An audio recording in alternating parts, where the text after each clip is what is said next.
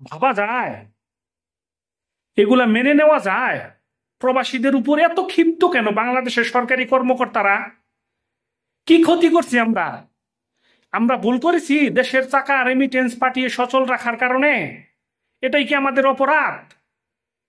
একটা সিঙ্গেল টিকিটের দাম 4,449 রিয়াল, যা বাংলা টাকায় প্রায় 2 লক্ষ টাকার কাছাকাছি পরে হয়ে যায়। কিভাবে সম্ভব? কেন? এই সিন্ডিকেট কোথা থেকে কারা করতেছে? কর্তৃপক্ষ এগুলা দেখে না? প্রশাসন কি করে? এই গণ অভ্যুত্থানের পর 2024-এর পর ভেবেছিলাম দেশটা ভালো হবে, এয়ারপোর্টে আমরা সুযোগ সুবিধা পাবো, টিকিটের স্বল্প মূল্যে আমরা টিকিট পাবো, দেশে যাব আসবো। কিন্তু তা দেখতেছি না তো। শুধু প্রবাসীদের বাস দেওয়ার জন্য সবাই উঠে পড়ে লেগেছে। প্রবাসীদের পিছনে এত বাস দিতে হয় কেন তোমাদের? আর কোথাও জায়গা পাও না তোমরা? প্রবাসীরা তোমাদের কি ক্ষতি করছে? প্রবাসীরা তোমাদের জন্য দেশের বাহিরে পরিশ্রম করে টাকা পাঠিয়ে দেশের চাকা সচল রাখে। বউ ছেলে মেয়ে তোমরা নিয়া ভালো পেজারু গাড়িতে উঠো, বিলাসিতায় মগ্ন থাকো। আবার প্রবাসীদের সাথে তোমাদের এই সিন্ডিকেট তৈরিগুলা কেন? তোমাদের ভিতরে এত লোভ কেন? অসহ্য। আল্লাহ তুমি এদেরকে হেদায়েত দান করো। এরা যদি হেদায়েত প্রাপ্ত না হয়, আল্লাহ তুমি এদেরকে ধ্বংস করে দাও। যারা এই সিন্ডিকেট কইরা প্রবাসীদের ক্ষতি করতেছে, দিনের পর দিন প্রবাসীরা ভোগান্তির শিকার হচ্ছে। এয়ারপোর্টে হেনস্থা, পাসপোর্ট করতে গেলে অ্যাম্বাসিতে হেনস্থা, পাসপোর্ট অধিদপ্তরে গেলে হেনস্থা, বিএমইটি কার্ডে হেনস্থা, এয়ারপোর্টে হেনস্থা। প্রবাসীদের টিকিটের মূল্য বৃদ্ধি দ্বিগুণ, দ্বিগুণের চেয়েও দ্বিগুণ। তোমরা প্রবাসীদের কি পাইছ?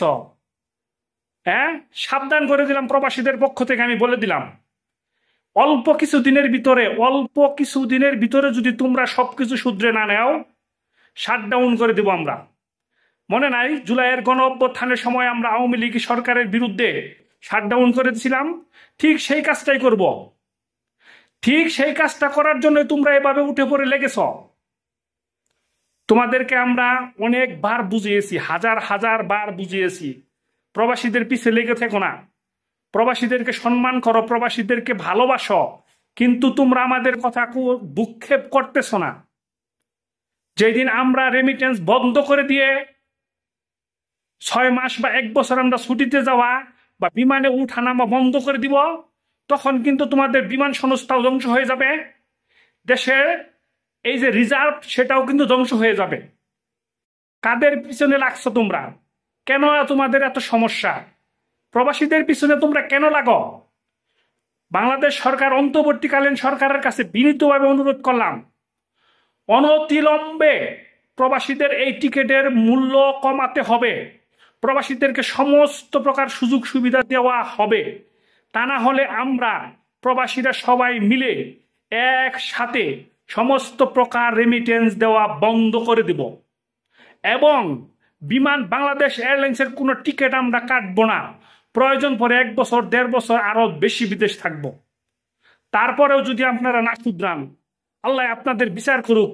আল্লাহ আপনাদের উপর যেন এমন বিচার, এমন লানত দেয়, যেমন শেখ হাসিনার বিচার হয়েছে, তেমনই লানত যেন আপনারাও পান, যারা এই প্রবাসীদের পিছনে লেগে থাকেন এবং প্রবাসীদের ক্ষতি করার জন্য উঠে পড়ে লেগেছে।